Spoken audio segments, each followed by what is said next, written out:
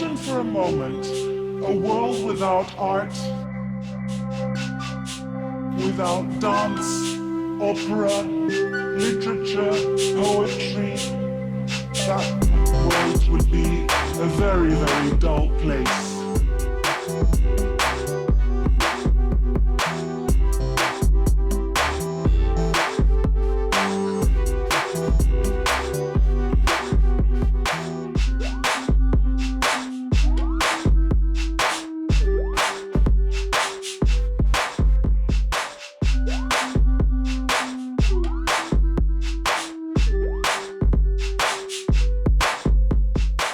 Today on the show, we have Robert Bruce, a pop culturalist, collector, and antiques expert, I would say. And he was also the featured expert on AMC's Comic Book Men, where they would call him in to pretty much give his opinion on the genuineness of all sorts of different things. Robert, thanks for taking time to talk to me today. Thanks for having me on. I was also on CBM Comic Book Men. I was one of the producers. Most people don't realize that I have 83 producing credits of the 96 episodes we ran. Really? So I guess kind of how did you get yourself into that deal? Did they kind of like ask your advice on like what certain things to feature, Well, what certain things were? yeah. How it came about was I literally auditioned for that part. I'm from Red Bank. Everybody knows that Jay and Bob Seeker Stash is in Red Bank. I was born in town and grew up in the next town over in Fairhaven. But long, short, I had a long relationship. I've had a long relationship with the Stash and Walt and Brian Johnson and Mike and Ming. And just over the years, I had a store in town for 10 years called Groove Spot, which was a vintage collectible record store, comic book store, used comic books. And just one thing led to another. They asked me down. I did an audition, an hour in front of a camera. They liked what they saw, and we sort of went from there. And originally, I was just an on-call expert. So if they had a question, they'd call me and I'd show up. Being in town wasn't a big deal, but it just, the role got so cumbersome. It was just every day. It wasn't like once a week. So I ended up by renegotiating my contract and had like pretty much a full-time gig when we were shooting the show. I worked, 5 days a week, 6 days a week, depending on what the production schedule was. And I pretty much ran the transactional overview. So instead of having like a line of people out the door down the street and everybody bringing in Hulk 181, which first appearance of Wolverine, we needed to sort of manage what came in. It didn't take away from the reality of the show because the items were still legitimate, but you needed to sort of, you've got a production schedule and 25 people working every day, costing like $25,000 a day. You can't waste time. So you got to shoot your episodes. You got to shoot your segments. When we were doing transactions, we would shoot 3 segments a day, and you need to set it up right. And the only way we could do that was to manage it. Right. I mean, well, I got to say that, watching Comic Book Men, and it was, one of my go-tos every Sunday. I would just wait for it. Not saying that, Walt Ming and them don't know their stuff, but you were without a doubt my favorite part of that show because, because when you came on, you always just kind of like, you just kind of lit everything up, right? You kind of added that little bit of flavor in there. And I don't know, I was one of those watchers that like, I wasn't really too interested in, the different like shop shenanigans, what celebrity they were having on. I was really into it for the comics and the collectibles. And, when you were just on that show, your expertise just kind of rang through. And, it's one of the reasons why I'm, happy to get to talk to you today because. Yeah. Well, that's what I am. I'm like, pretty much cut to the bone. I'm a pop culturist, which is like a name that I sort of came up with myself. So I'm a sociologist who specializes in pop culture.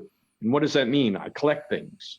So, like an anthropologist would collect, dead people things. I collect live people things and history and I'm really into it. I have a warehouse that has well over 100,000 items in it. I probably own 25,000 comic books, and thousands and thousands of toys and posters and political pins. I have a political pin collection going back to Harrison, 1870s. That probably have about 3,000 to 5,000 pins in it. So I don't go into things lightly. I'm sort of really, I like to get absorbed, and I like to understand, and I like to see where things come from. And the only way you can do that is like hands-on. So like on a Friday morning at 5 a.m., I'm in the car going to the flea market, just like all you guys out there and gals, because that's where it happens. The flea markets are like the last vestige of pure Americana. And if you're fortunate enough to live in a heavily demographed area like New Jersey or Pennsylvania or New York or Connecticut, you get great flea markets where every weekend you can actually find things. Still, you can spend $1 on $100 item, or spend $20 on $1,000 item if you know what you're looking for. And for me, it's always about like the research and the figuring it out, and going out there and capturing that item. And that's really the basis of my philosophy, and it always has been, to acquire, to understand, to pass along, sometimes keep. I mean, I've got items that I've owned for 30, 40 years. Yeah, and I think that's I think it's that perspective that makes you such an interesting person to kind of talk to and follow, because and I know you're not going to remember it, but the first time I met you was at Wizard World Comic Con, and In Philly? no, it was actually in Chicago. uh, and you were with I forget which Anthony Schneider. yeah, he's the cat who has all the original art. Yeah, And Anthony's Comic Book Art Online. He's actually one of the largest eBay sellers out there. I actually helped him build his warehouse. That was sort of before Comic Book Men and during off-season Comic Book Men. But Anthony is actually Jimmy the Greek Snyder's kid, who, if you can Google that, he's a very colorful character. And Anthony sort of is a strange guy by birth. Good guy, very good guy, but strange guy by birth. And a big, you hang out with guys like Anthony Snyder, and you're driving in a friggin', Mercedes-Benz, van out with 4 other people, and $3-4 million worth of original artwork, and you learn a lot of things. I mean, that's the thing about going out and doing shows. And I love Chicago. I'm fortunate enough to have done like over 1,200 conventions in my life, toy shows. I used to go to Kane County in the late 80s and the 90s. And if you're from Chicago, everybody out there who's a toy collector knows Kane County. Oh yeah. And so, I mean, I was there when all the sheep pens were open, and it was huge, before the advent of the internet, even, back when you could buy an item for $100 and sell it before you got your car for $1,000, which would happen all the time because the things were out there. Chicago's another great example of heavy demographics with basements and attics and a lot of stuff. I mean, I think, the internet sort of flattened out the field a lot. It used to be that if you were fortunate enough to have a little bit of knowledge pre-iPhone era, you could figure, you could run circles around people. And I'm a true believer in never stopping at a flea market to look something up. I mean, if I'm uncertain, I take my chances. I'm a big poker player, so I believe in taking chances anyway. But, I see people reach for their phone and they'll Google or eBay an item that's sitting on the table. And while they're spending their 10 minutes walking down the aisle trying to figure out what it is, somebody like me will step in and buy it, just buy it. I mean, I had a guy like that. He was Googling like a Kermit the Frog Macy's stuffed toy. It was $5. And on the table were like all these Tyco Warner Brother 1994 PVC figures. And there was like 10, 12 of them for $5 for all of them. So he's Googling the Kermit piece, and I just buy all the fucking Tyco Warner Brother PVCs, which average $10 a piece. So for $5, you got bought over $100 worth of retail. Well, the guy's sitting there Googling, and I'm a true believer in, like, you got to learn what you're doing. I've been fortunate enough to be in this a long time. So I've built collections, I've sold collections, I've rebuilt collections. In my shop, we had, sealed 80s toys back in the 90s. So you're sort of like, at one point I had 2 Crystar castles, 2 Black Star castles, a sealed Fortress of Fang from D&D. I had a sealed Tycho Diplodocus, which I probably back then sold for 300-400, which is now worth like 12 to 15. But you can't keep everything, because if you're going to go out and buy and acquire, you need to sell and generate, income to purchase items, pay your bills. Right, right. Yeah, no, I'm right there with that philosophy, because I'm a big gambler as well. I mean, I went to a toy con a couple months ago, and I could not figure out what these little like wind up things from the 60s were, and I'm just like, you know what, I'm going to buy them all and take a risk on it. And luckily I got a fellow like you I could just send a picture to, like, have you ever seen this before? And you're like, oh yeah, those were gas station wind up toys that were just kind of novelty things. And I was like, all right, well, at least I got some background on it. And similar with Wizard World, the But they first sound time. cool. Yeah, and similar with Wizard World, first time I saw you, I was kind of pawing over some Robert Crumb original artwork that he had Oh, there. yeah.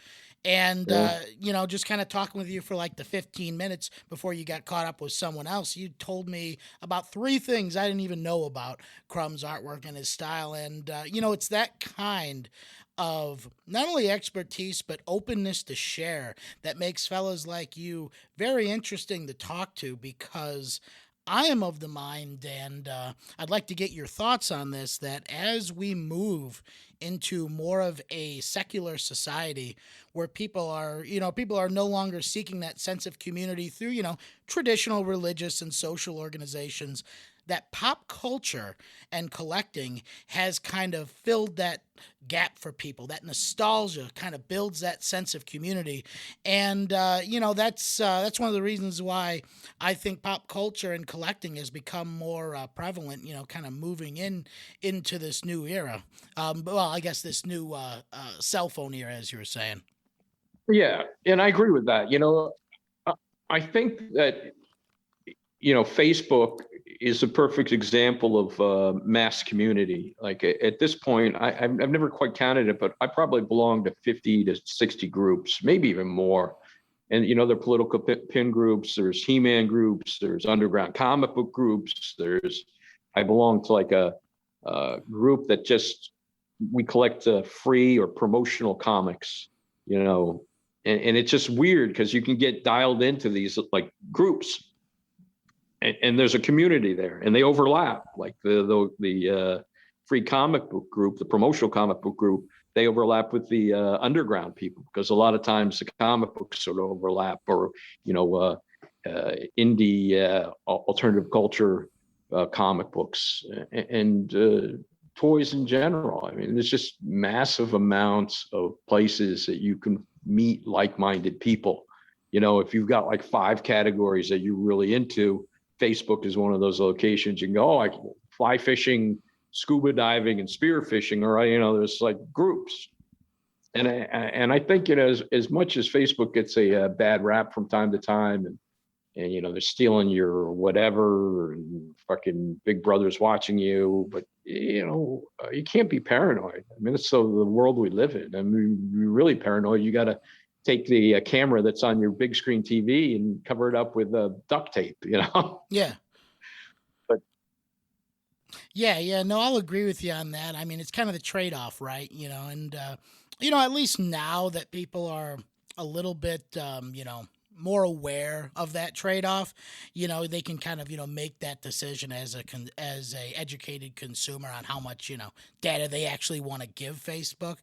But yeah, looking I at think a lot of that has to do with cultures moving forward. So culture moves forward, and the norms and mores that we live under, the guidelines change. They adapt, they evolve, or de-evolve sometimes. But everything was moving, and I think that the greatest fear out there is that, all right, my childhood that I grew up in the 60s and 70s will never be the same. And shit, yeah, it's never going to be the same, because when I was a kid, you wanted to go out to a friend's house, you fucking called them on the phone, you waited 2.5 hours for them to call you back if you were in the house, and then so 4 hours would pass. Nowadays, my kids, they Google their friends or they text their friends, and there's, with them in 4 minutes. So that sort of patience that some of us had to grow up with doesn't exist anymore. And you see that people are very impatient. Yeah, and I feel that also, people, because of social media for the most part, are just kind of conditioned that way. People want instant gratification. And primarily when it comes to like collecting and things like that, it is a patient game because I've bought and sold Well, comics and you'll it have, should be. yeah, yeah, yeah, It yeah. should be a patient, because sometimes it isn't. Yeah, I was gonna say, I've had comics that I bought and then I put on eBay, whatever, and they'll be up there for 6 months to 2 years before someone actually pays me what I want for them. But I feel like that's also part of the fun of being a collector is going out and looking for these things, searching for these treasures, completing that collection, whether it's action figures, whether it's a run on comics, whatever the case may be. It gives you a sense of completion. You know what I mean? I mean, I don't know. I never really played too many sports growing up. I did like football and stuff in high school. But, where some of my friends that I talk to, they'll have like trophies and stuff. I know other guys that their toy collections and those like collected runs are their trophies. Yeah, They've yeah. they've been patient for years, and they've built up these collections. And I don't know. I feel like a lot of that goes back to like individuals who, maybe they only were able to get the one turtle that their parents would buy them. And then, years go on, they finally have a job, their own money, and now they can start Right. buying the stuff that makes them happy. And yeah, I mean, there's a sense of completion and I don't know, a little bit of But like I think in a enjoyment and lot of connection from the ways, past. I think in a lot of ways, the collector family is kind of fractured because you have different styles of collecting now that you didn't have. Once they monetized comic books and started grading them, they're no longer comics because they're encased. I had a conversation with a CGC collector because I was kind of like confused as to why they put the CGC encasements in bags. So the comic book is bagged and then it's sealed in a case, and then you take that case and you put it in a bag so that the case won't get scratched up, which is completely oxymoronic because there's no way that the case getting scratched up is going to affect the condition of the comic book there within, which is actually sealed. Because I've had the great opportunity to I cracked like a Daredevil 1 open that we used on the show out of a CGC. So I actually know how to open those up. But you look at that, and then you look at the Walmart, Target, the scalpers, the flippers, and there's this big like I'm reading it through the group threads. There's this big anti-scalper like contingency out there. Now I've been to Walmarts twice in my entire life, twice, because I live in an area where we don't have Walmarts for whatever reason. It's just too affluent. I know that sounds kind of crazy, but it's true. So, but there's this market where you can go out, and when the door opens at 7 a.m., you're the first one in line. You build up this relationship with the guy who stocks the shelves. You slip him a couple extra bucks, and he pulls like whatever treasure hunt cards or cars, Hot Wheels, or whatever hot action figure, and they don't hit the shelf because somebody's buying them and taking them, and then they're flipping them on eBay or Facebook, and people are arguing that. And I don't think that they actually have a right to argue it because it changes the market, sure, but it's no different than me going to a flea market at 5 a.m. with a flashlight and finding like some rare record or comic book that's sitting on the table for $1. That happens. Yeah, and I don't know. I feel like that, collector's market. I mean, if you're gonna be, buying these, limited edition kind of new releases, right? That people can go to a Walmart and get. If you're not the one who's doing that, then you really aren't putting the effort forth to get that deal that you Right. want. So you're gonna be paying that. You're gonna be paying that cost differential. Right. You're paying them to do the work for you, and people don't look at it that way. They look at it like, oh my God, they're going there and they're buying this before me. But you're going there at 5 o'clock at night because you got a straight job and, you know, 2 kids to take to school, and no fault of your own. Just that's the way the world is. Yeah, yeah, and I mean markets evolve all the time, and primarily, I feel like because of the internet and because of those different groups, more people are getting involved in that collector scene, and just having more people getting involved in a certain kind of market, it's going to change the way those market dynamics work. I agree. And I think, the pandemic actually has played a lot into that as well. A lot of people who were trapped at home, stuck at home, decided that, all right, well, I'll start a small business. Where do I go? Well, I go to eBay or go to Etsy or go to someplace. And I take the crap that's in the attic and I start selling it. And all of a sudden I make an extra $5,000 in 2 months. And I take the $5,000 and I go and spend it and buy more shit to sell. And, so the overall market got bigger. And then, if you're a hunter collector like I am, it got a little bit harder to find things. So what I did was I shifted my whole philosophy. Everybody wants to buy fucking 80s action figures. And I have a lot of 80s action figures. I've owned them for years, but everybody's buying them. So if I go to my local flea market and there's, 1,500 people walking around, there's a percentage, 10% are buying what I buy. So that's 150 people possibly are going to buy the same shit that I'm buying on the exact same day. So what I do is I flip gears. I go like, all right, well, I'm going to start buying paper.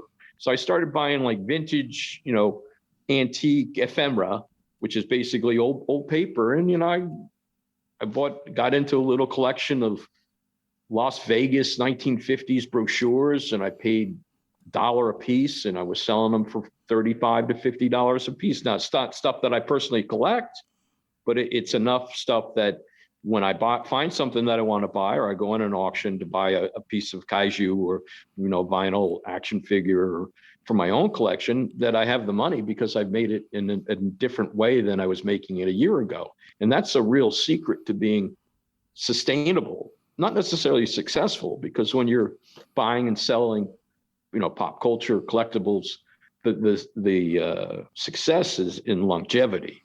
It's not necessarily I'm going to make $1 million today. You're going to make $1 million over the course of 20 years.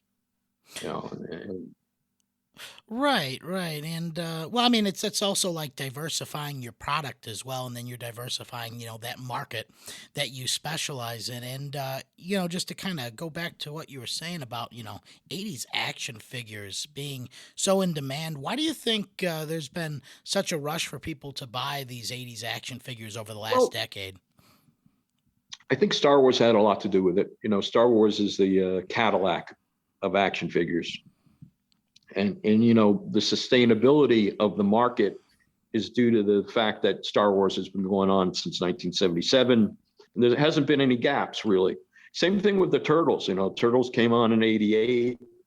They were producing toys for 20 years solid.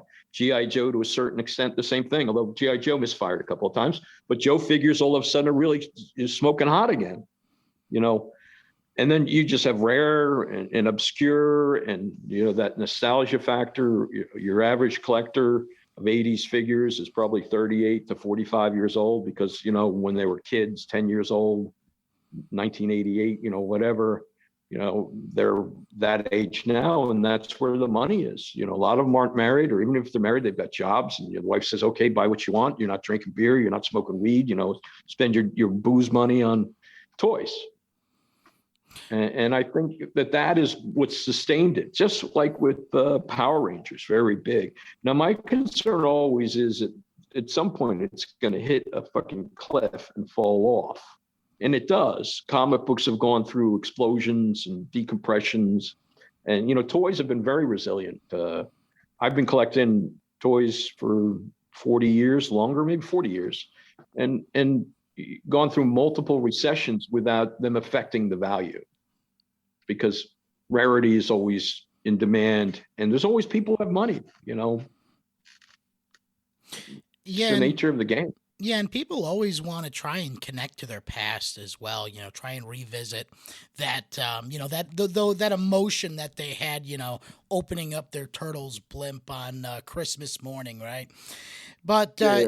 I think one of the things you had talked about those Star Wars figures kind of launching it off, and I think one of the things that made Star Wars so successful is that it was one of the first action figure lines to actually run series of characters. So you could have a complete series, and you can collect all the characters within that series, and then next year they would run a Right. different series, Right. right? Empire Strikes Back. But it's funny because you got 5 points of articulation, very primitive. But I think that on the nostalgia side is what really attracts people to them. And then you got variations, and the variations of Star Wars figures is like mind-boggling.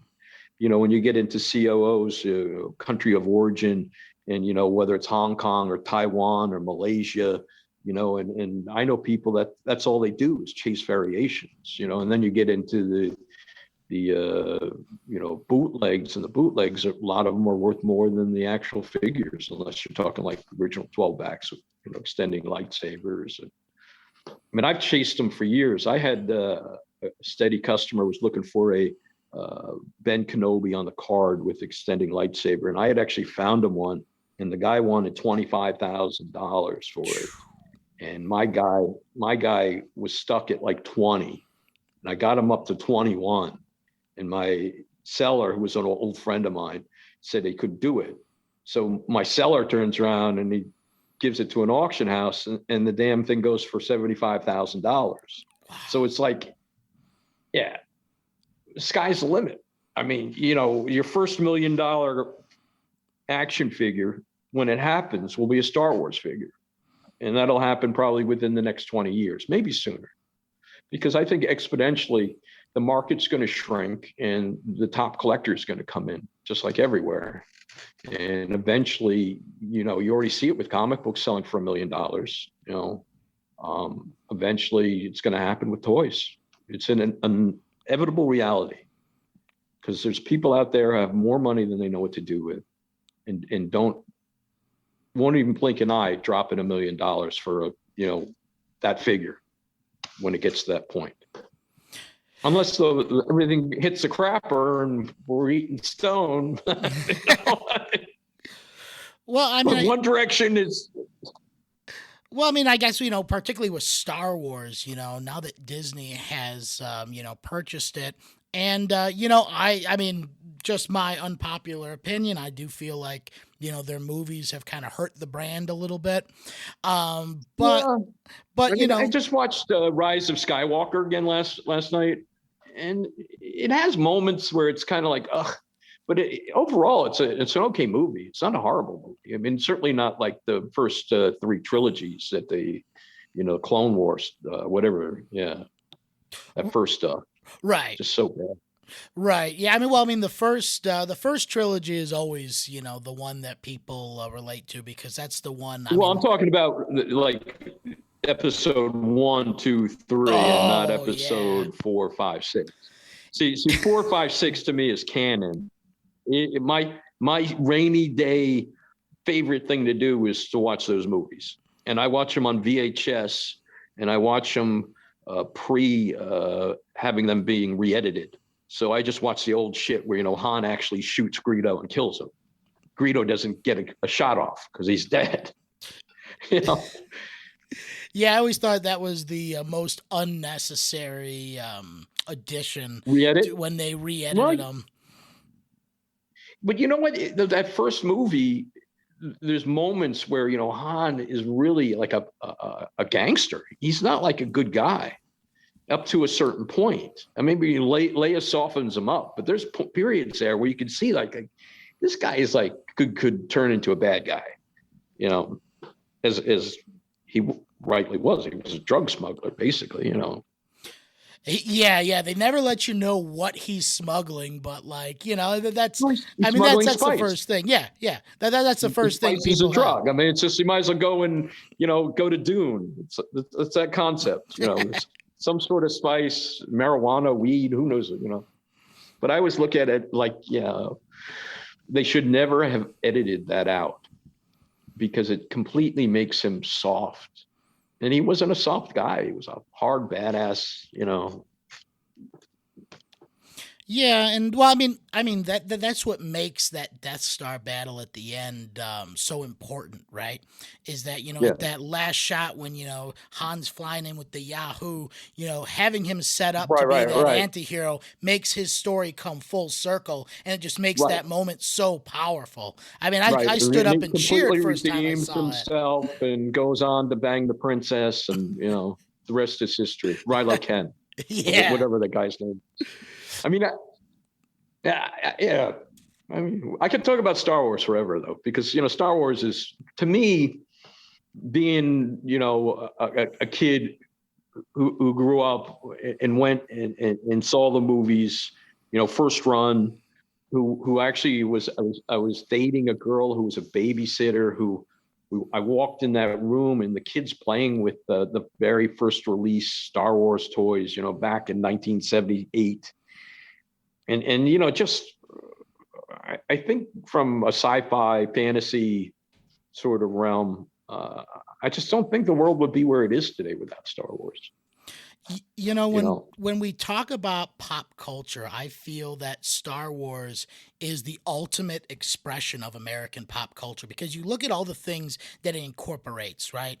It incorporates Westerns, it incorporates samurai films, it incorporates fantasy, it incorporates World War II dogfight action scenes. Right. And it combines them all in a way that's just fresh, and just because it focuses around that, farm boy who wants to seek something bigger. It just relates with kind of like that Americana that you were talking about. And it does it in such a fresh Americana. way. Yeah, and it's funny because, see, I'm old enough that when I was a kid, like 12, 13 years old, I started going to conventions. And, we would take the train from Red Bank and we'd go to Madison Square Garden, and you walk across the street and there was a hotel that would have creation conventions. And back then, the big name was Star Trek. And you would go to a Trekkie convention.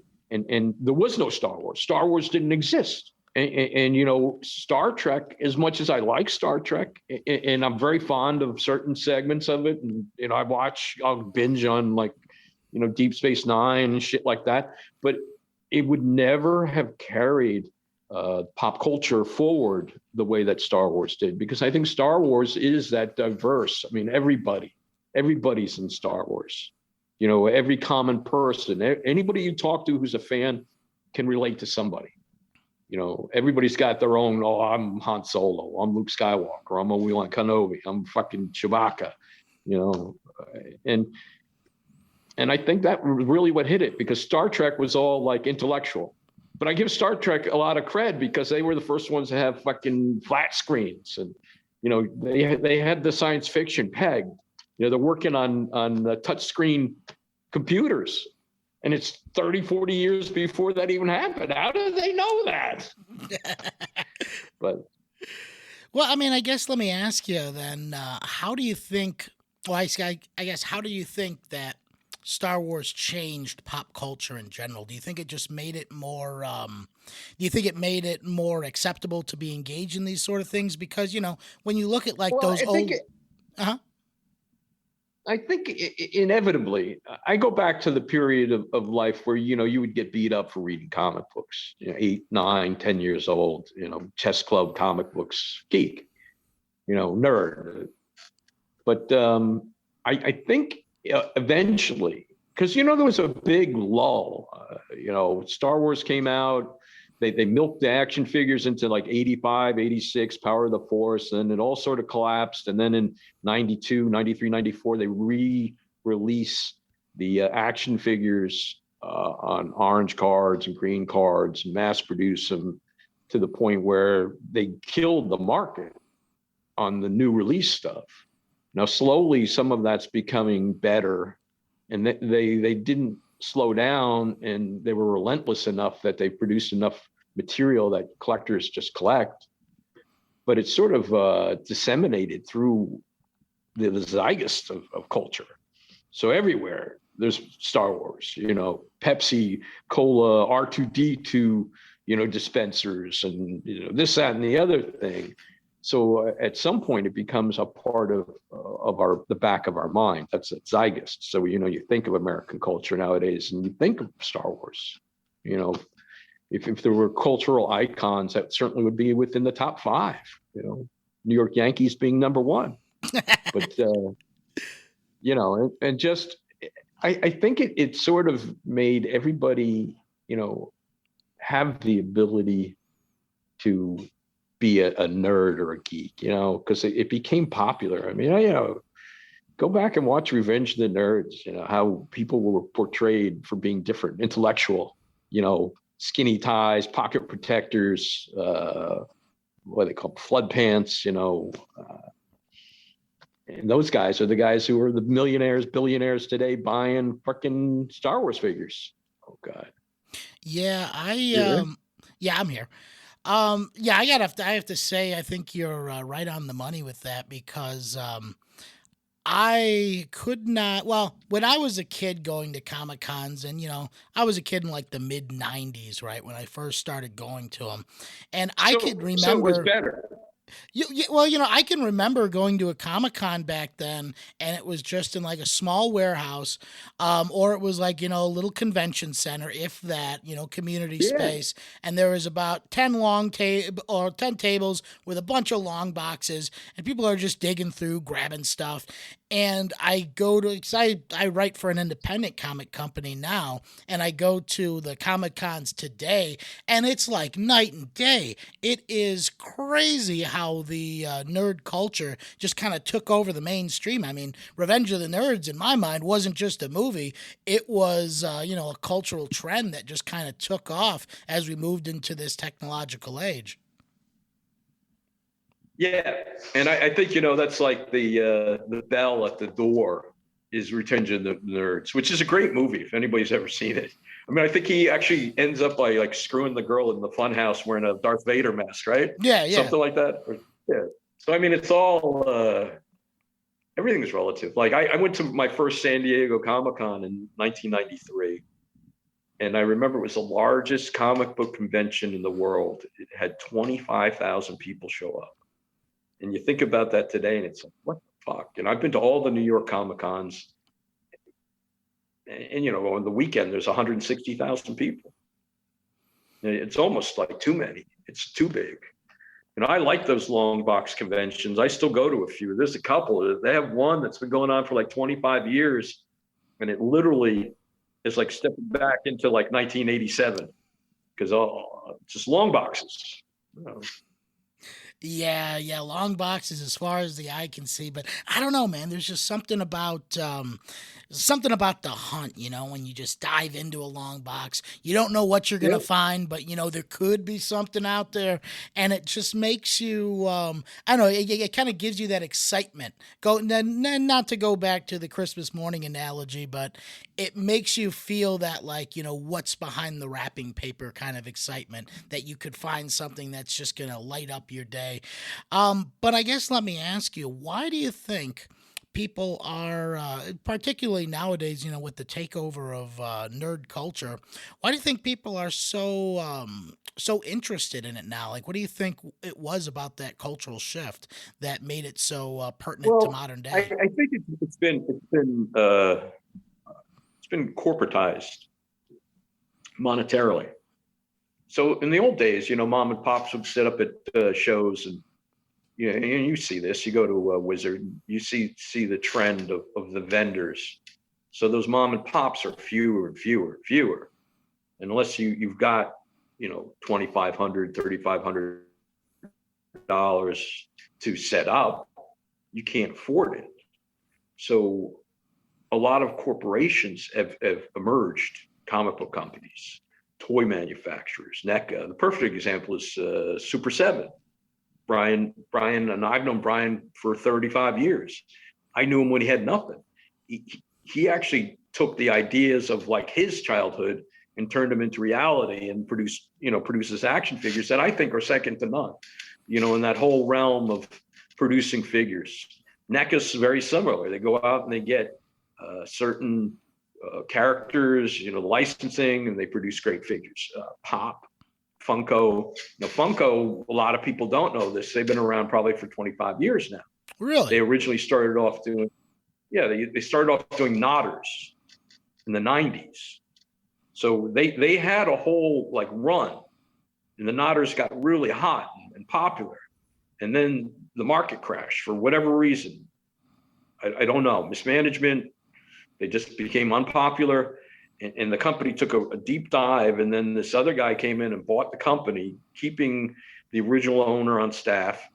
And they came up and developed this idea of the pop, which was, originally was just a single based character figure with, they would relicense, but they wouldn't augment the mold itself. Those original ones all pretty much are alike.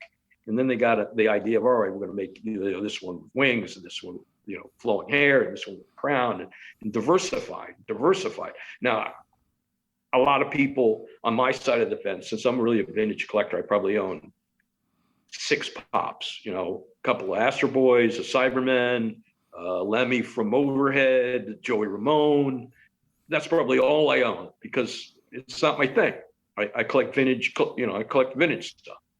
But, going back and looking at Beanie Babies, which are like the curse of whatever era that was, late 90s, early 2000s, worthless to a degree. And although I see sometimes somebody tries to sell them for a lot of money, but, a lot of people ask me, well, aren't Pops going to become Beanie Babies? And I go, no. And I'll tell you why. And the reason why is because of the diversification of characters. At least they refresh themselves. They're always putting the refresh button. So something new comes out, Stranger Things, or, whatever it is, the next Star Wars movie. They get the licensing, they do new characters. So there's always a buyer coming in who wants to buy that stuff.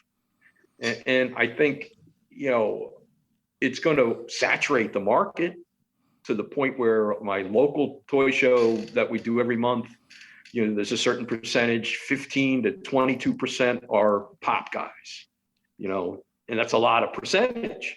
But it doesn't affect me because I don't deal in that market. And those guys are fighting each other. I mean, you walk around the room and there's maybe 8 dealers, and all of them have at least one figure that's common to all 8 dealers, at least one. Yeah. One guy's for $5, one guy's for $6. The other guys are like, 2 for 10 or whatever the price is. And it's crazy. And that's where, it affects it. So, in the future, the next time you go to New York Comic-Con or Wizard World Chicago or San Diego Comic-Con, you're going to see huge, pop dealers who will take up that marketplace where mom and pops, fathers and mothers, the regular people sort of fit in. Because you go to San Diego now, you don't see any vintage toys. You really don't. And if you do, they're Star Wars and they're AFA graded and they're 8.0 or better and they're $15,000. And, so the market is like high end, and you'll get somebody who can come in and afford to buy that for $15,000. But it's not like, like where I'd like to be personally. I mean, I like going to New York. I don't set up in New York anymore. It's just too anxiety ridden. And I set up a couple of times, did pretty well, but you sell shit. I'm at a point where I have to sell things to pay the bills, but I don't like selling anything. I prefer to keep it all. Yeah, and I don't know. I feel like that was with that new generation of toy manufacturers. I mean, it really started with McFarlane. When they started making these toy lines specifically for collectors. And, you get like McFarlane, NECA, which are, these high grade, super detailed stuff. But then, on the opposite end of the spectrum, you do have the Funko Pops, which are just there for, kind of that emotional connection to a character, right? And I mean, even with NECA, you get I want to say they're the company that sells like the diorama backgrounds too, right? So you can set up these elaborate fight scenes and stuff. Interestingly enough, NECA is from New Jersey, or they have a warehouse in New Jersey. It could be from New Jersey, and they set up at my monthly show. And they bring in a 24-foot truck filled with their fluff.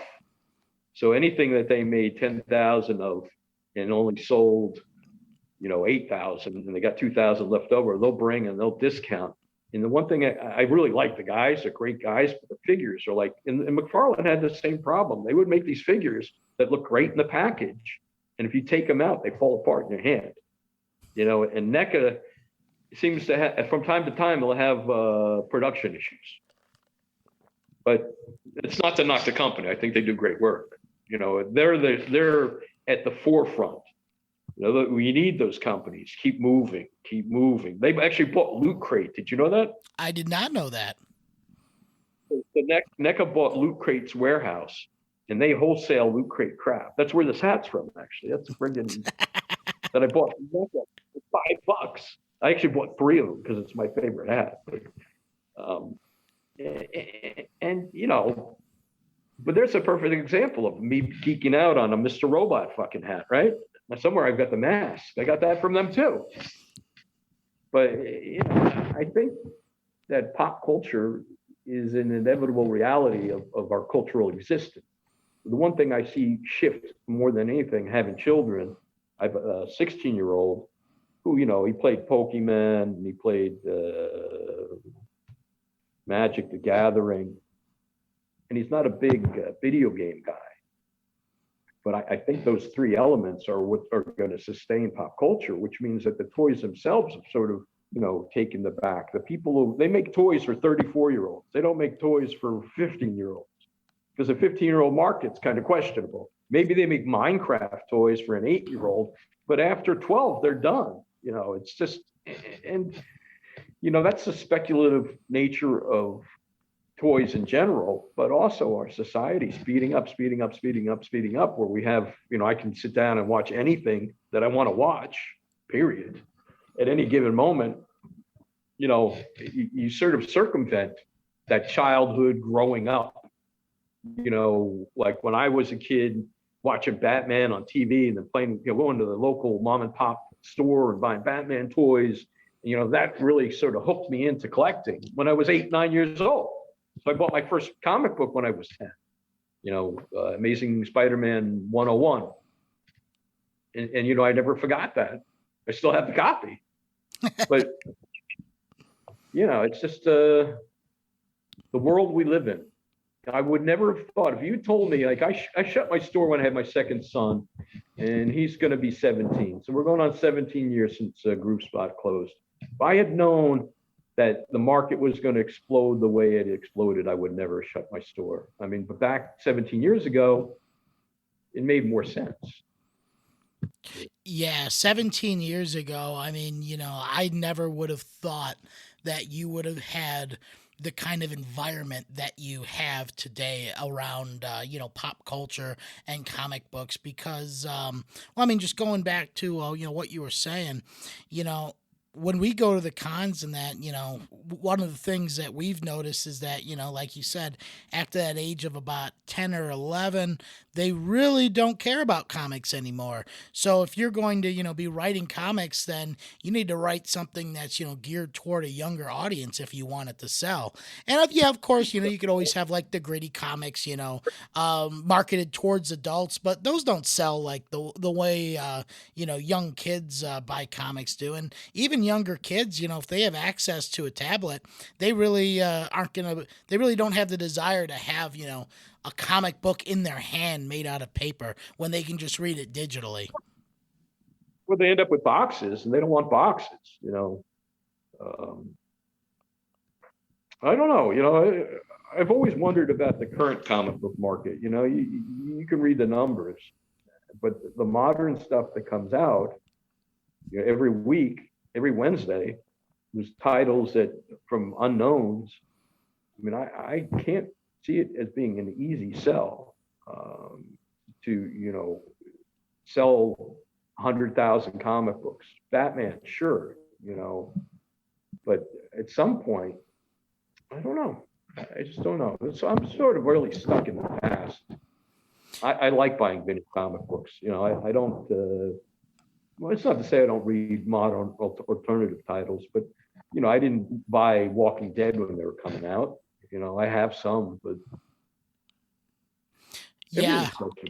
Yeah, I wish I bought some Walking Dead when they first came out because, once the TV show hit big, those things just skyrocketed in price. But, you They've know what? softened, Oh, what's that?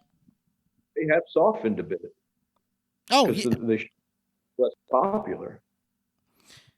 yeah, yeah, absolutely. Well, I mean, also, I feel like comic books, like the market in general, it's I mean, you're showing DC and Marvel are both, cutting down on printing costs, and Right. reducing, the volume of comics that they're doing, and it's going to open the market more for these indie publishers, but it's going to become more of a niche thing. Like we're going to get to a point where kids, aren't regularly reading comic books anymore. But I guess my question for you is, do you think with all these indie publishers that are doing these small runs of comics, do you think that those will be the ones that people are going to be collecting, 20, 30 years from now? Because, there is only a print of 500 or 1,000 of them. Yeah, I think that because it's always been that way. I mean, you look at Turtles, and Turtles are the perfect example. Originally, that came out, and it was, you could buy it at the comic book store. I bought a #1 at a comic book store when I was living in New York City. But it was a real short run. I mean, I don't know what the number is, but I'm surprised it wouldn't be more than 5,000, probably around 3,500 for that first printing of Turtles 1. And back then it spawned an explosion of the black and white era, which ended up by crashing and burning. But, Turtles were the survivors because they were the trendsetters. So can that happen again? Certainly that can happen again. You have alternative comic books all the time, like a Hellboy or Eric Powell's Goon, or, all this stuff comes out, and you just need the audience, but the speculative nature of that is also very great. So if there's a short run of 3,500 books, somebody may buy 100, and spend $1,000, whatever that price is, $500, So you just never know. It's definitely a speculative market when it comes to new releases. But I think that there will always be comic books in the form that they're in. Is that noise bothering you? Oh, no, that's fine. No, I'm wondering though. Well, I mean, I don't know. I feel like, eventually we're going to get to a point where, the individual monthly issues are just no longer going to be a thing. Because at this point, it just seems like, primarily with the big two, they just seem to be retreading the same big events over and over again and just reusing that same system. But I don't know, they've just become a way to promote the movies as opposed to the way that the movies used to just promote the comic books. I agree with that too. But you know what? The other thing I see them doing is that everything has to go into trade paperbacks. And trade paperback is actually where the money is. Yeah. So they need to do those chapters, issue 1, 2, 3, 4, 5, 6, and then bind the trade paperback, and then do a prestige format of that trade paperback in hardcover with a dust jacket, with a new prologue, and then market that and sell that for $75 to $100. And when they sell 1,000 copies of that, they're actually making money. And I think that that's the way around the survival of comic books in their, $5 format. Now, mind you, $5 for a comic book is fucking crazy, because I used to buy them for, 25 cents. But everything's, the niche is there. I don't think that comics, the printed format's definitely going to go the way of the dinosaur, although it may be diminished even greater. But I think that you have these independent books, people coming out, and the images, and the smaller, Top Cow and Antarctic Press and all these other, printing houses that are producing materials, Mirage, if they're still around. And that'll always be a basis for expansion of comics. Now, will there be the value that there is? One never knows. I mean, everything gets graded, gets encapsulated, gets put in a frame. It's no longer a comic book, but it brings in a whole different market. I don't know. Yeah, I mean, that's a big question mark right there. Well, yeah, I mean, I also like try and think of like, the future of pop culture in general because like you were saying earlier, there's going to be a crash. I mean, the market crash is inevitable. But, how pop culture and, this like modern I don't want to say nerd culture, but how this modern nerd culture is going to survive past that and progress forward. I mean, you're going to have some radical changes to the way that things are presented because like you said 30 years from now, most kids may not even be playing with, toys after the age of like And 5 to 7, you know what I mean? yeah, I agree. But I agree. There's definitely the future is what is going to really determine things. I have to agree with that. We just don't know. But I think nostalgia is never going to die. So, I collect things going back to the turn of the century. I still collect Yellow Kid. And most people don't even know who the Yellow Kid was. He was the first major comic character ever in the United States. It was created by this guy R. Alcult, who went on to create Buster Brown and Teague, Buster Brown shoes. But at the turn of the century, he was the biggest, comic character, and inevitably, the people who grew up reading him in the Sunday paper die off, and there was a resurgence in the '50s. And then, up through the '80s, he was still popular as collecting base. But then eventually he becomes, disappears. So I collect it now because I know who he is, and I can buy $100 items for $10. And for me, collecting isn't all the value. It's more buying what you like. It's the secret. I lost the image. Why did I lose? Oh, there you go. Oh, you cannot start video. Oh, you disabled my video. Yeah, you were lagging there and freezing up, so that'll give you a little bit more data space. But That's fine. Well, I guess let me ask you then. So but like you were saying, and you've said it multiple times, that comic books, once they're encapsulated, they're no longer comic books. And I'm gonna open it up with comic books and toys as well. At what point do these old comics and these antique toys no longer, are comics and toys, but they become folk art? Because I have the feeling that, 100 years from now, when all the Amazing Spider-Mans, 1 through 100 are encapsulated, they're going to be collected as pieces of Americana folk art. And I feel like eventually that's going to be, where this collecting base goes. Or 1,000 years from now, it's a double-edged sword. So you have a really rare comic book action, with Superman Action 1, and it sustains its durability. I don't know what the long-term effect of encapsulating a high pH acid papered comic book is going to do to the comic book itself. Will it literally start to break down within the encapsulation, the mylar? Possibly 1,000 years, 2,000 years. But on the flip side, you may just be able to sustain its condition forever. In doing that, you've have this thing that's going to last forever. Will it eventually become a piece of artwork hanging on a wall? Sure, it has that potential. But I guess it really based on whether or not civilization lasts. I mean, 100 years from now, Optimus Prime, Transformer, AFA graded, and a big piece of friggin' plexiglass.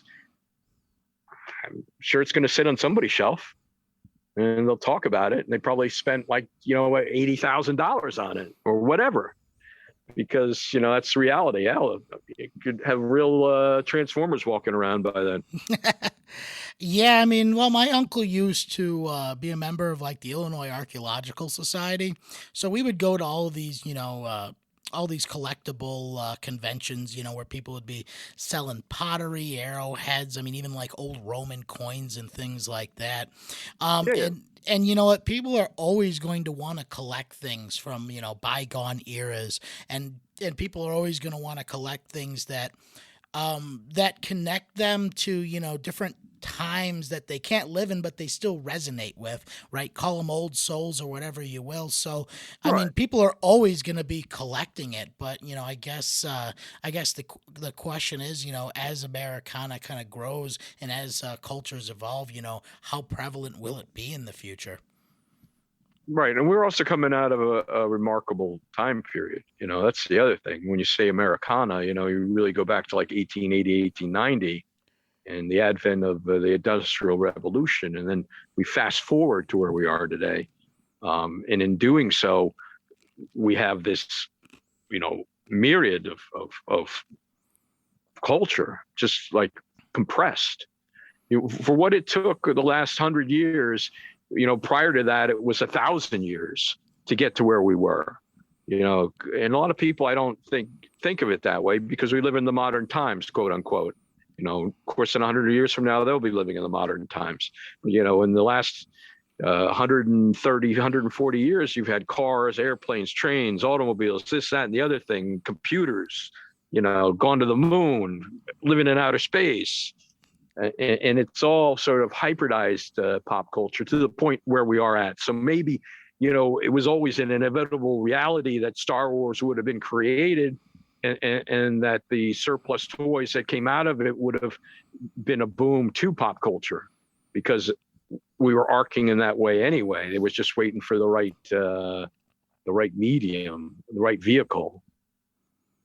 Yeah, and just to bring it back to Star Wars, I'm thinking, and this is just kind of like the sociologist, anthropologist in me, is that I often think that, like, 1,000 years, 2,000 years from now, you may actually have people that are seriously studying Star Wars thinking it was a religion, right? That these little action Right. figures, Well, they were, representations of these mythological stories. Because, if you think or about, or like, uh-huh.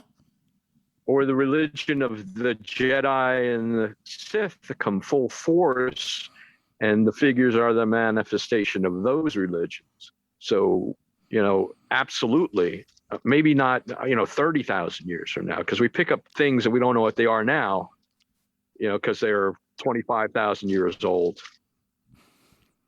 Yeah, and you also look at, like, the modern con and, like, cosplay and the such. If you were to go and take someone who lived in ancient Greece and take them to a modern Comic Con, they would know exactly what's going on because the Greek festivals, people would dress up like their gods and they would dress up like their Huh? favorite characters and they'd reenact these, different stories and battles. So, it's very reminiscent of this ancient thing that's just kind of always been prevalent in the human experience. I agree with that. That makes perfect sense. The thing is that our leisure time is greater. So, when you were in Greece or ancient Greece or Rome, and you were a slave or a citizen, you had to work, Yeah. you know, and they would work like hours that we wouldn't understand because, it's a different time period. I think that's the one thing that's going to continue to evolve is where we'll end up with a 4-day work week, which means that we'll have 3 days of leisure, and which means there'll be more conventions. Now, I run conventions, so I understand the premise behind them, but it's going to get crowded again. I think when all this pandemic thing pops, inevitably it's got to end at some point. That it's just going to be a free for all. We're going to see so much new things coming out. It's just going to be mind boggling. Oh yeah, once everything opens up, end of the year, God willing, gonna knock on wood right now. But yeah, everyone's gonna be tired of sitting at home, and everyone's gonna want to go out, and they're gonna want to go to cons. They're gonna want to go to movies. They're gonna want to go to flea markets. They're gonna want to get out and spend money on the things that they love because, I feel like a lot of folks, when they were quarantined, I mean, and I'll just use me as an example, when you're separated from the people that you care about and doing the things you love, you start to kind of reminisce about those better times, and you start to get that nostalgic effect. And I think when this is all over and kind of in the history books, people are going to go out and they're going to want to reconnect with those things in a way that we haven't seen in a long time. I agree. So I guess since we're getting to the end here and just kind of wrapping on up, I'm just kind of going back to pop culture. What do you think makes pop culture so important in our modern times? Well, it's a good question. I think that we've become so sensitized to things, growing up playing video games, the evolution of video games, the evolution of science fiction through Star Wars, and that pop culture is sort of like a trigger, a stimulation trigger. I collect because I like to sing things on shelves, but seeing things on shelves gets overwhelming because my shelves are full. But I like to see a lot of things on my shelves because my shelves are full. So it's like this, snake chasing its tail. If I had one item on my shelf, it wouldn't interest me as much as 100 items.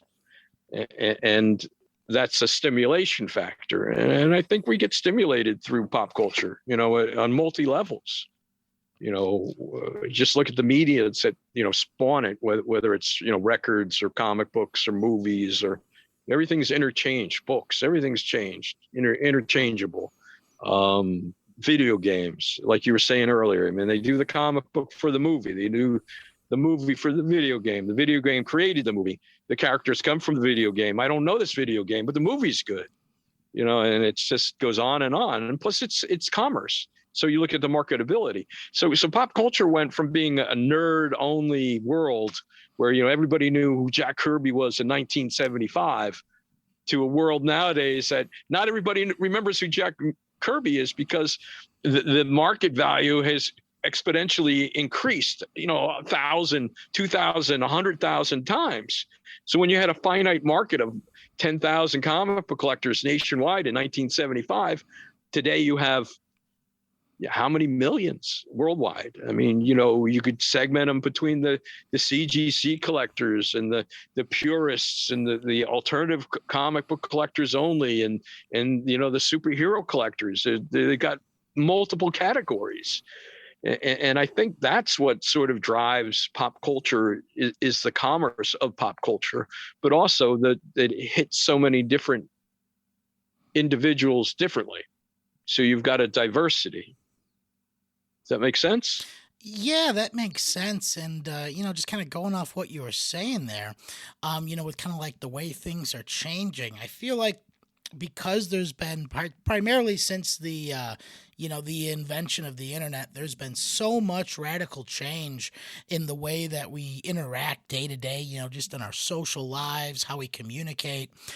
I feel like there's a need that people have to go back to something, more traditional, right? Try to connect with the eras tribal of the past. Yeah. Back to the tribe. So you go to a convention because you're with the tribe. You dress up like Spider-Man or a character from Spider-Man because you can do a flash dance with 400 other people dressed up like Spider-Man, and that's your tribe.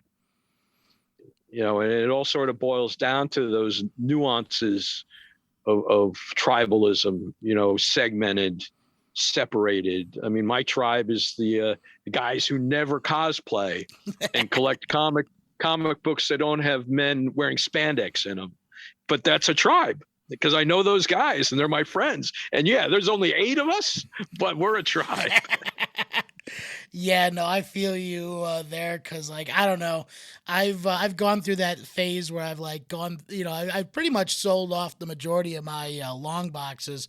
So now, if I'm going, specifically to look for comics, I'm looking for kind of like the weirder stuff, the alternative Yeah. comics, the limited print stuff. I mean, just going back to like Crumb and the old Zap comics, like I was collecting so much Zap stuff that because everybody's gonna have a box of Spider-Man at a con, but Right. going a layer deeper and Finding the finding, other stuff is a lot harder because yeah, people don't appreciate it.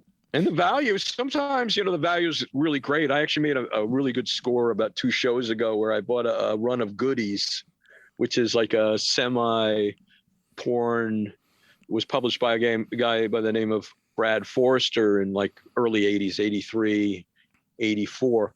But Eastman and Laird actually did stories and pages and some of the issues wow, of their earliest work. And there's one particular story, it's like 6 pages, that has a April O'Neil-esque looking character naked throughout the whole 6 pages. But that's a thing. That's a part of Americana. That's a freaking $150 comic book that I pay $2 for because nobody even fucking has a clue. yeah, Because that's the nature of the world we live in. Everybody knows Amazing Fantasy 15. When you get into the salt and pepper of things, and you're collecting, I mean, really collecting, it gets a little bit weirder. I mean, but that's me. So all my books are, well, I shouldn't say all my books. I have about 20,000 books. I don't have any long boxes. I have 4 long boxes. The rest are all short boxes because the short boxes are a lot easier to move. that is true. And they take up theoretically less space. And you could stack them up like 6, 7 high.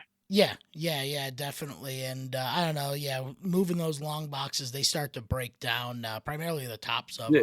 them. But Yeah.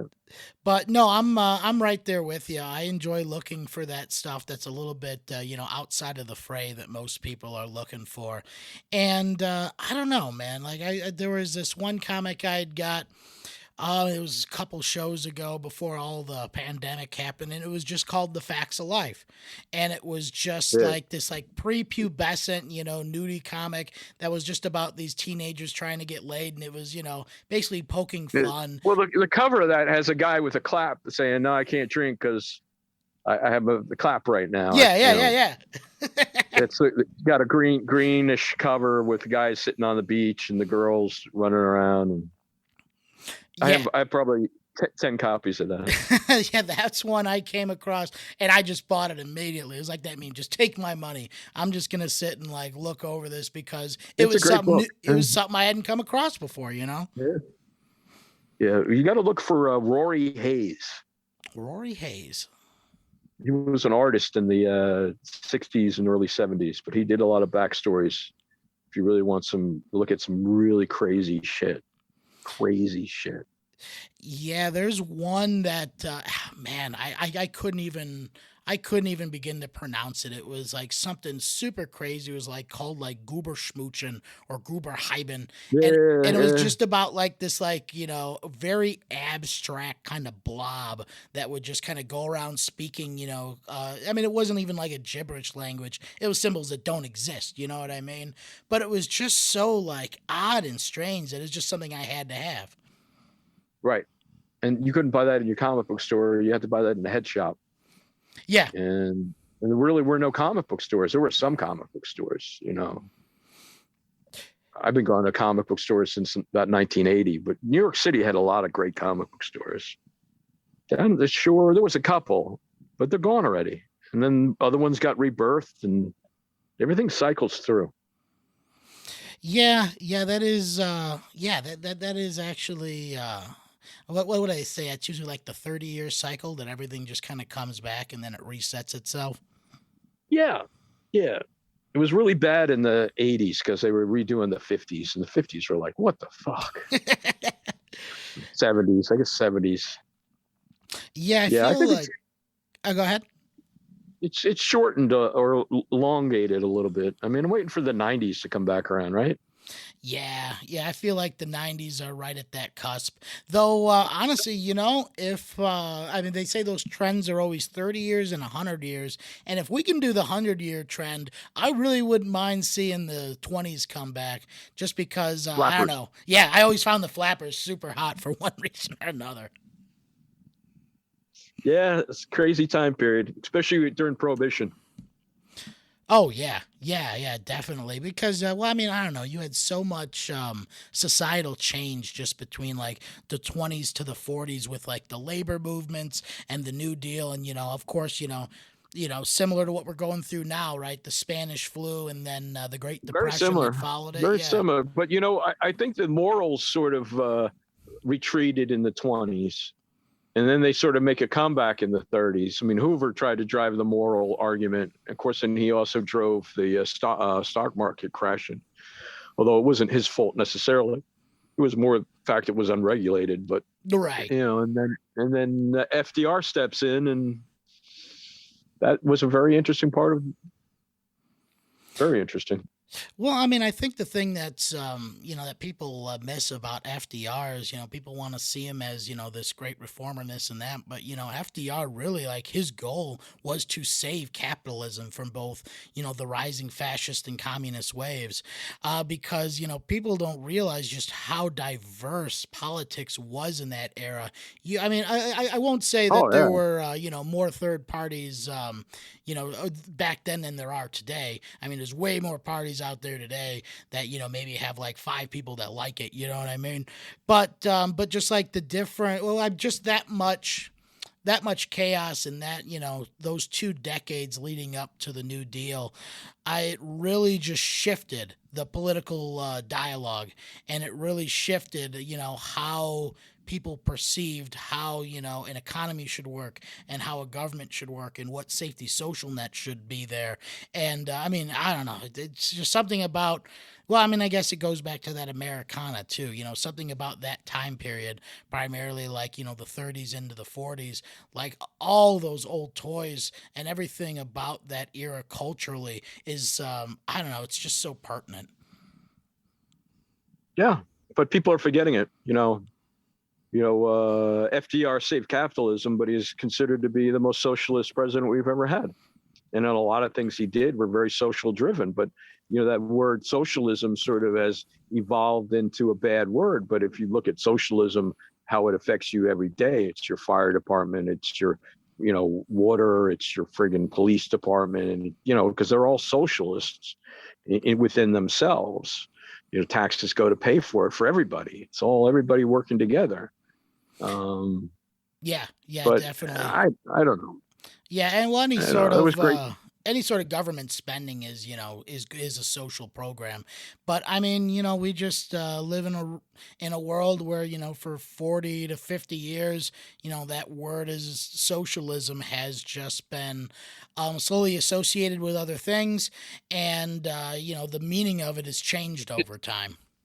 It's like being a liberal. I mean, liberal now is a 4-letter word, but in reality, liberal means that you're just a progressive. You Yeah, know, most liberals I know don't care what you do as long as you don't like hurt children or break the law. They're much more conservative than conservatives who don't want you to do anything because it would go against them.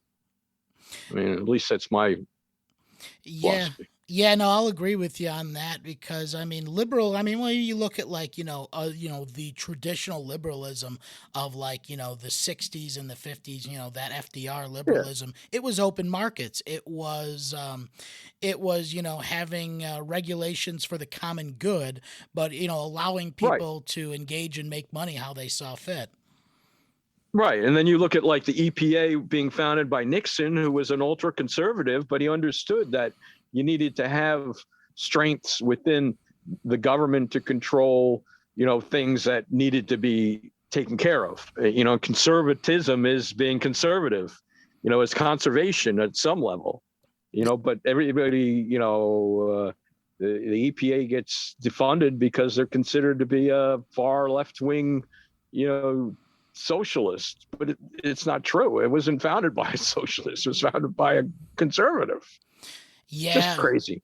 But now we're going off the tracks. I politically I could talk for hours. Yeah, Well, we should do it again if you want. But it was yeah, great. I would be interested in hearing your political leanings, but just to kind of come full Oh yeah. circle, the thing about politics today is that, back in, 60s, 70s, you would have conservative Democrats and you would have liberal Republicans. Oh yeah, for sure. For And sure. and that tribalism is just kind of separated each other into their own groups. But you know what? But That's what makes pop culture so important, is because it breaks down that tribalism and it allows people a tribe Yeah, that can for have sure. more open to ideas, right? For sure. I have friends who are like far righties who I can't talk about politics with, but we can talk about, trying to figure out what the hell's going on with Winter Soldier and Falcon and the Winter. Do you watch that, Falcon and the Winter Soldier? I loved Falcon and Winter Soldier. I mean, honestly, Is it I won't that? lie. I really, really loved WandaVision just because of Yeah. how it was, just an homage to all the different sitcoms that I've watched over All right. my lifetime. Let me ask you a Falcon and the Winter Soldier question. Is it just one episode? Did I miss something? No, it's from what I understand, supposed to be a 10 episode season, and I mean it's gonna What do they end. do? Just release the one episode? Yeah, they just released the one episode on the Oh, 19th, so I'm hoping that this Friday we're gonna get a new one. all right. That makes more sense. I couldn't quite figure it out. Sometimes when you get to be my age, you go like, what the fuck is this? Yeah, I mean, I don't know. I'm actually super excited about the Marvel TV because they're going to be able to do over the course of a season of television what it would have taken them 10 years in character development to do. And Well, it's just doing like a Strange Tales, right? If I'm uh, not mistaken. actually, from what I understand, they are getting all the original actors who are no longer under contract to do a TV show that was just going to be called What If. So what if Ah, Captain America even did better. this? What if, Yeah. Wolverine did that? And it's going to allow you to just kind of go off into some of the wackier stuff out there. And I really hope they bring back a lot of the old X-Men actors from that original franchise as well, because it'd just be a great way to kind of slowly reintroduce that franchise to people, though I'm hoping it's another 10 years before we need another X-Men movie. Yeah, they kind of fucked those up. Yeah, the But last nothing's two worse were than pretty Fantastic rough. Four. Oh God, all those Fantastic Fours were rough. But you know what? Rough. I'm hoping. I don't know. I feel like the reason those Fantastic Four movies failed is because they never got Doom just right. And that's who you're going to have to slowly introduce as the next, like, Thanos level baddie. Give Doom a lot of Yeah. character development, build him up before you introduce the Fantastic Four. And I feel like that'd be a lot better. Yeah, I agree with that too. I mean, the weird thing about movies is you go and you sit down and you've read like comic books for 30 years. So you've got all this background and you go and like, well, this is shit. But, if your kid goes, it's the first time he's ever seen any of this. He may love it. My kid always liked that first Star Wars episode 1 with Jar Jar Binks, but he didn't know any better. I mean, it was designed for him. It wasn't designed for us. And at Yeah. some point, Yeah, that's what I try and keep in mind with the new Star Wars movies is that, like, I went and saw Last Jedi in theaters and I didn't like that movie at all. And I won't go off into a rant about, why I didn't like it. But, when I was walking out of the theater, as upset as I was, there was this little kid that was, maybe walking with his dad, like, I don't know, I 10 loved feet, it, right? 10 Right. feet in front of me, loved every second of it. I'm just like, you know what? Yeah. As long as that kid likes it, and as long as the kids of the next generation like it, then I have no reason to complain because it's keeping something I love alive. All right. I'm about ready to crash here. I got 1% left. Awesome. Yeah. Well, we were at the end of the show either way. So, Robert, I do want to thank you for coming on the show. And folks, if you want to connect with Robert, check out his store, check out any of his collectibles. What's the best website they can purchase some stuff at there, Robert? Best place to find me in general is on Instagram at Pop Culturism, POPCULTURISM. I have a website. I'm in the middle of reconditioning it called Pop Culturism, but that's usually the best place to reach out and talk to me. Or I do shows. I mean, I sell enough things that I don't try to sell anything. I know that sounds kind of crazy, but I've always been into collecting, not for the monetary retail value, but for the desire to fill my own little, collector needs. So, well, and that just means that you're staying true to yourself, because anybody who is a serious collector collects for the love of whatever it is they're collecting, and I don't know, it just kind of shows you that you're in this game for the genuine reasons why to be into it. So folks, if you want to touch I'm a base. hoarder. So folks, if you want to touch base with Robert, that is Pop Culturism on Instagram. Go ahead and give him a like. Check out some of his photos. That's the easiest place. And Or you can Google. If you Google Rob Bruce, I actually pop up. So all my links pop up. Oh, fantastic! Then folks, give him a like on Instagram. Give